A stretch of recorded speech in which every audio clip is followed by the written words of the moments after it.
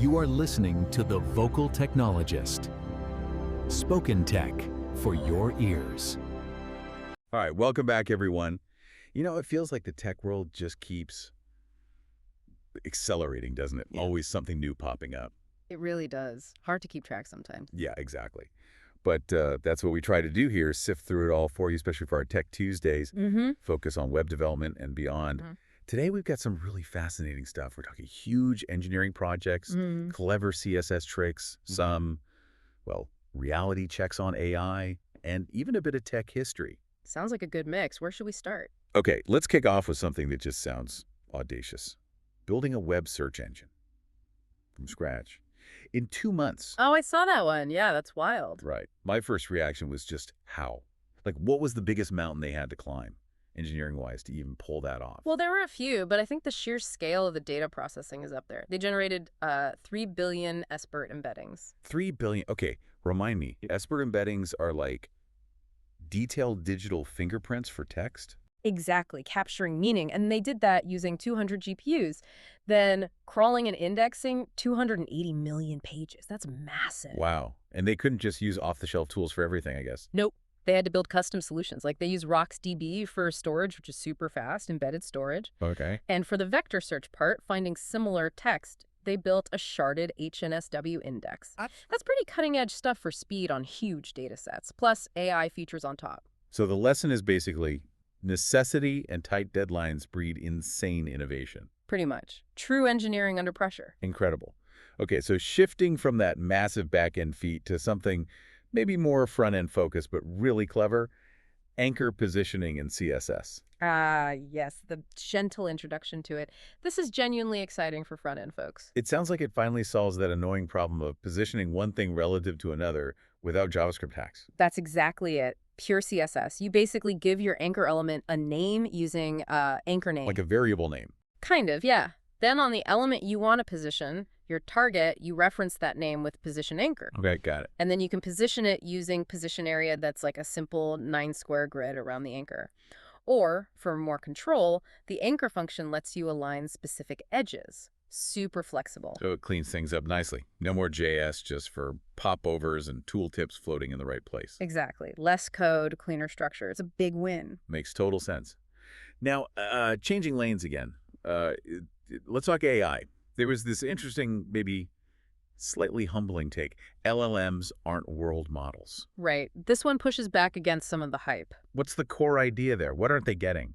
The argument is basically that even though they're amazing with language, they fail at tasks that need a real grasp of, like, how the world works, underlying concepts. Like, wait, give me an example. Well, the piece mentioned things like tracking chess pieces accurately on a board through a game, or truly understanding how colors mix if you blend, say, blue and yellow paint. Things that require a mental model, not just pattern matching on text. Precisely. It suggests they don't have genuine comprehension, they're just incredibly sophisticated mimics. So we need to be careful about assuming they understand in the human sense. That's a really important distinction, especially for where we deploy them. Okay, so while AI has its limits, let's talk about a persistent human developer challenge. This one really resonated. We keep reinventing CSS. Oh, yeah. The eternal struggle, isn't it? Every front-end dev has stories, right? Why do we keep going through this cycle? Well, the argument is that the root problem isn't CSS itself, Yeah. but that we're trying to shoehorn a language designed for, static documents. Right, like simple web pages back in the day. Exactly. We're trying to force that into modern component-based architectures, like with React or Vue. The paradigms just don't quite mesh perfectly. So we keep creating frameworks and libraries to bridge that gap.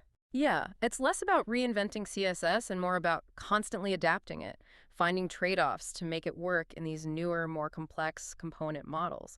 It's a continuous search for the least bad option sometimes. That feels very accurate.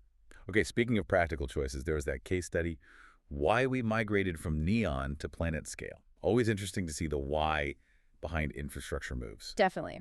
This was Open Secret's story, and the takeaways were pretty clear. What drove the switch? Primarily, it came down to reliability issues they were experiencing with Neon, and also concerns about pricing predictability. And the result after moving to planet scale. Pretty positive. They saw better performance, lower latency, faster API responses, and the big one, a 38% reduction in costs. Wow, 38%, that's significant. Yeah, it really underscores picking the right tool, the right infrastructure that fits your specific needs for reliability and cost scaling. A solid win. Now, back to AI capabilities for a moment. This was big news. Claude Sonnet 4 now supports 1 million tokens of context. Oh yeah, that's a huge leap. 1 million tokens.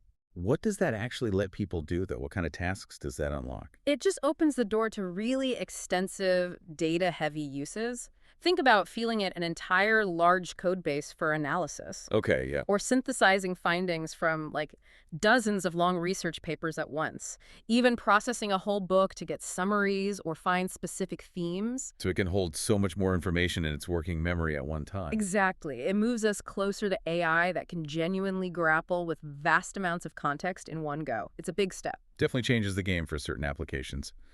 Okay, let's wrap up with a little piece of tech history that always blows my mind. Linus Torvalds building Git in 10 days. It's legendary, isn't it? And the kicker is, he apparently didn't even expect it to last. Right. It was meant as a temporary fix, wasn't it? Because of that whole Bitkeeper issue. Yeah, exactly. He just needed something fast to manage the Linux kernel development after they lost access to Bitkeeper. Considered it a quick hack, basically. And yet, here we are decades later, and it's the standard. Its design, though being decentralized, super efficient at synchronization, just hit the nail on the head. It shows how sometimes the solutions born out of immediate focused need can turn out to be the most elegant and enduring. A great reminder.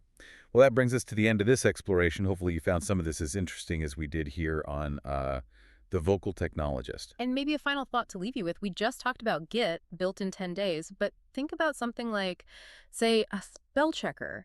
Used to be a major feat of software engineering. Seriously, a huge undertaking. Right. Decades ago, that was complex stuff. Exactly. And now, you could probably whip up a basic one pretty fast, especially with modern tools or, asking an AI agent like Claude with its massive context window. So it makes you wonder, right, what actually counts as a major engineering feat today for you? And how is that definition going to keep changing? Something to think about. We'll catch you next time. Spoken Tech for your ears.